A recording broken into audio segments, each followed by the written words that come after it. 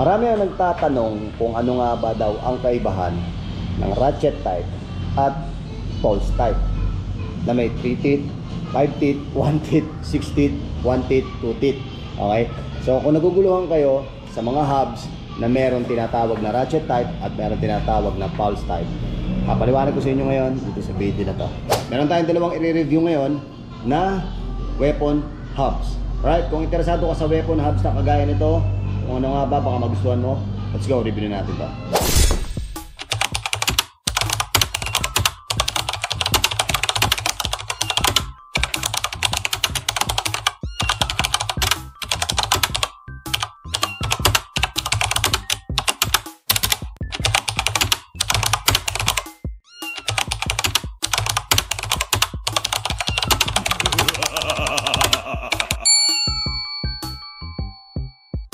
Ayun na.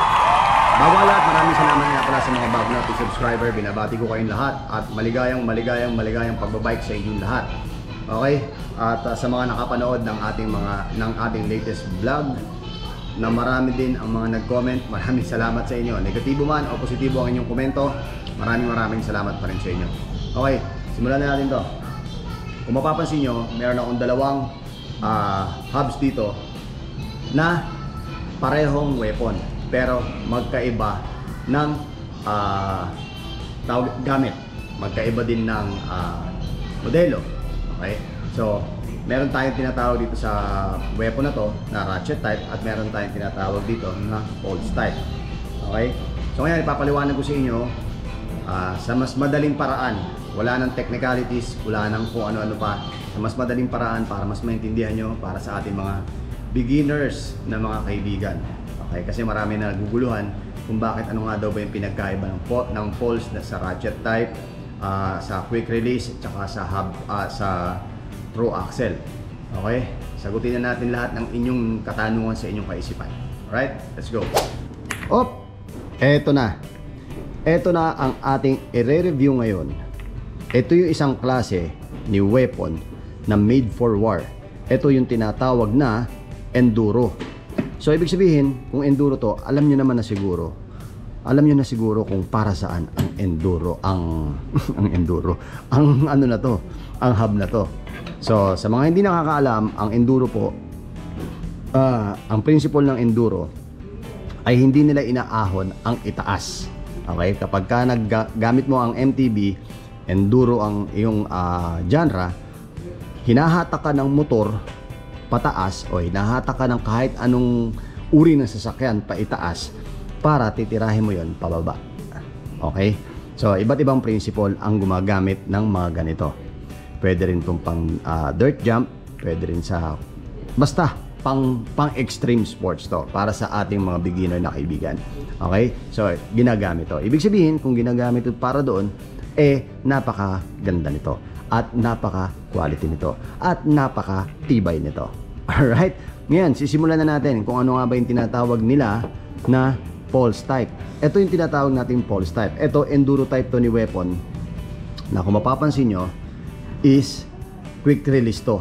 Yung mga ganitong hubmaster, pwede siyang i-convert sa through axle. Okay? Pero hindi yun ang pag-uusapan natin. Sinabi ko lang yun sa inyo para may idea kayo na kapag gusto nyo to, pwede nyo gawin tong through axle, pwede nyo rin tong gawing quick release lang. Okay, paano nga ba to ginagawang, paano nga ba natin makikita to na 6 pulse, 3 teeth, mga ganon. Okay, ano nga ba ibig sabihin nun, Papa Jack? Simulan na natin, ito na yun. Ipapaliwanag ko sa inyo. Okay? Yan, kapag binuksan nyo yan mga master, kapag binuksan nyo to, etong mismo, makikita nyo yung loob. Yan. May bearing yan, sealed bearing yung nasa loob yan. Okay? Sealed bearing yan. Tapos, wag kang gagalaw, diyan ka lang. Yung tinatawag nila na 6 pulse at 3 teeth, ito yon, ipapaliwanag ko sa inyo. Ang pulse na tinatawag natin na nagpapaingay mga master, na kung mapapansin nyo, etong pulse na to, 1, 2, 3, 4, 5, 6 pulse. Ibig sabihin kung 6 pulse to, 6 pulse na tinatawag nila Ano nga ba yung, halimbawa, tinanong, ano nga ba yung hub mo? Meron kayong 6 poles, 3 teeth. Meron, ganun yon. Meron din tinatawag na 6 poles, 1 teeth. Ano nga ba yung teeth na tinatawag? Kung mapapansin nyo to mga master, yan. May teeth, di ba? May gatla-gatla. Yan yung teeth niya. 1, 2, 3. Kaya etong hub na to ni weapon na enduro ay 6 poles, 3 teeth. Okay, meron din si weapon na tinatawag na 6 poles, 1 teeth. Ibig sabihin, isa lang yung teeth niya rito. Okay? Master, ano nga ba ang advantage ng mga teeth na yan? Ang advantage nito, mga master, bahil sa pagkakagamit ko, yung 3 teeth na ganito, mas mabilis ang kapit, mas mabilis ang response, mas mabilis ang tinatawag nilang activation pagdating sa mga cogs natin. Okay? Sa 1 teeth, okay lang din naman, hindi mo mararamdaman. Pero mararamdaman mo to kapag ikaw ay talagang nagbibisikleta at ikaw ay biker. Okay? Kapag ka naka 6 poles, 3 teeth ka. Maingay ba to, master? Yes, maingay po ito. Hahabulin ka dito ng mga bayawak tsaka ng mga tarantula. Okay? So, eto, replaceable din to mga master, yung mga ganito. May mga nabibili naman na sukat na mga ganito. Pwede kang mag-replace kapag medyo gas-gas na, pudpud na yung mismong kabitan ng cogs mo. Alright? Master, paano naman yan kung sinasabi mo pwedeng gawing quick release o pwedeng gawing through axle? Kasi mga master, etong pagka binili mo tong hub na to, yan, kapag binili mo yan, quick release pa lang nakalagay dyan. Pero sa mismong packaging niya, tatanggalin mo lang to. Okay? May pantakip dyan. True axle na yan. Okay? Karaniwan yon sa mga true axle, yun yung mga talaga nagdi-DJ, yung mga enduro. Ayan yung mga quick release kasi kailangan nila, hindi kailangan na naka-quick release doon. Kailangan nila mas matibay yung kapit nung hub nila, tsaka ng wheelset nila, sa kanilang fork at sa kanilang frame. Okay? Ganon din to, tong kabila na to, tatanggalin mo lang siya. Op! Ayan. Okay? So, papalitan mo lang ng kasama doon sa mismong packaging nito. Magkano ba to, master? Mamaya malalaman natin kung magkano. Ngayon, kung tatanungin nyo ako kung ito ba ay boost o non-boost, ito ay ordinary lang na pwede nyo ikabit sa mga ordinary nyo na mga suspension. Gaya ng weapon suspension, baka naman. Okay? Gaya ng mga mountain peak suspension, ng mga coal suspension, lahat ng mga skewer na suspension. Okay? Magdidepende lang yan kung true axle ka or hindi. Okay, sana maliwanag na sa inyo mga master ha, kung ano nga ba ang pinagkaiba ng pulse tsaka ratchet type. Pero syempre, hindi ko pa na-explain ang ratchet type. Susunod na natin ang ratchet type. Ito na ang ating ratchet type. Okay, pag sinabing ratchet type, paano nga ba yun, master? Okay, isa-isayin na natin yan. Ito mga master ang tinatawag nating weapon hammer. Okay, si weapon hammer, napakaganda ni weapon hammer mga master. Oh. Napaka-elite tingnan, no? Sticker ba to? Decal siya mga master. Pero hindi siya madaling matatanggal kasi nakaipit siya dito sa mismong body niya.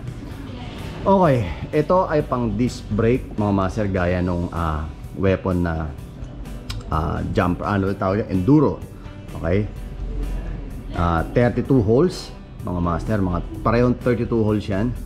So ngayon, ito sisilipin na natin kung ano nga ba yung tinatawag nilang ratchet type. Ito yung ratchet type mga master, papakita ko sa inyo. Pag binuksan nyo yan, hindi katulad ng binuksan natin kanina, may makikita kang pulse. Ito, wala kang makikita. Okay, nakita nyo naman, di ba? Pinagkaiba niyan. Okay, so ito merong tinatawag na teeth din. Ito 52 teeth ratchet type. Okay, pag sinabing ratchet type, ganito ang itsura niya. Pero sealed bearing din yan mga master. Ano nga ba ang pinagkaiba? Mas matibay nga daw ba ang ratchet type o ang tinatawag na pulse type?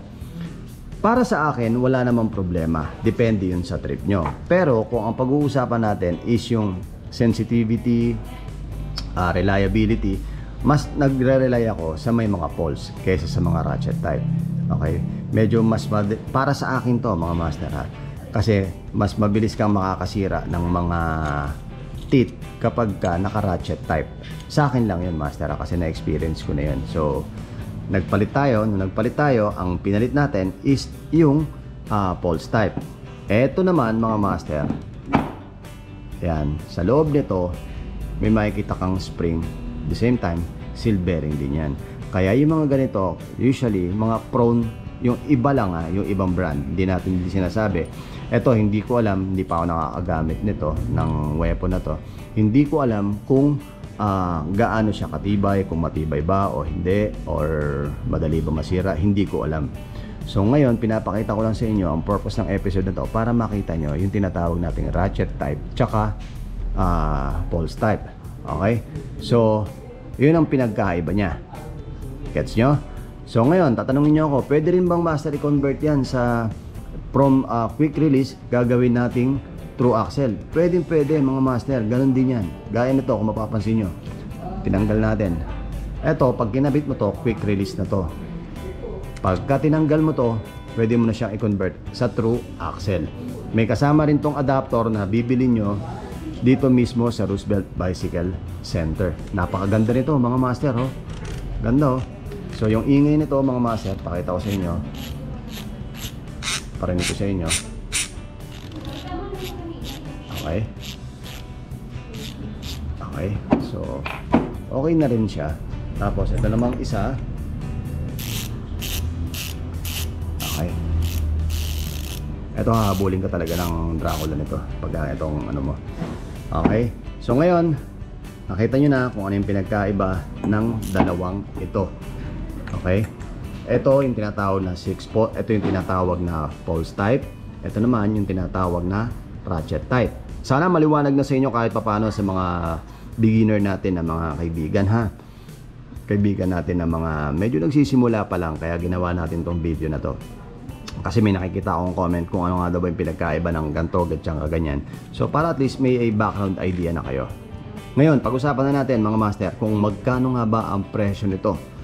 Okay, so depende sa gamit nyo ha, depende sa gusto nyo mangyari.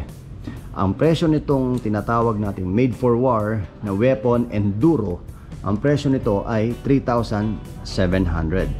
32 holes. Tapos at ito namang weapon hammer, ganda nitong weapon hammer na to. Itong weapon hammer, ang presyo nito is 3,450. Ito, ginagamit to, pwede mo tong gamitin sa hindi lang naman dahil sa enduro, DJ ka, dirt jumper ka, kahit di mo to gamitin para doon. Gamitin mo to dahil gusto mo ng matibay, gusto mo ng quality, gusto mo ng malupitan, panalo to. Kung gusto mo naman, sakto lang din, hindi ganun kaingay, hindi ganun kalupit, hindi ganun kaano, pero quality at napakaganda. Pwede kang gumamit itong weapon hammer. Kung mas gusto mo ang ratchet type, etong weapon hammer, ang halaga nito 3,450 mga master ha. Ngayon kung interesado ka sa mga ganitong hub, napakarami pa nilang iba't ibang klaseng hub dito sa Roosevelt Bicycle Center. Isasama natin dito sa description box yung details ng kanilang store, kung paano nyo sila makokontak. PM nyo lang sila. Okay? Ayun na mga master, sana'y nagustuhan nyo ang ating episode na to. Ito yung tinatawag nating ratchet at pulse type na hubs. Okay, kung nagustuhan mo ang ating video ngayong araw na ito mga master, maaari po lamang na tayo ay mag-subscribe at i-share ang ating video para sa kaalaman ng ating mga beginner na kaibigan, para magkaroon sila ng idea. Okay? Paano? Hanggang dito lang muna po tayo. Palaging tandaan, mahihirapan pero hindi susuko, at palawakin ang kaalaman. Ako po si Papa Jack, at narito po ako sa Roosevelt Bicycle Center. Maraming salamat. Ciao!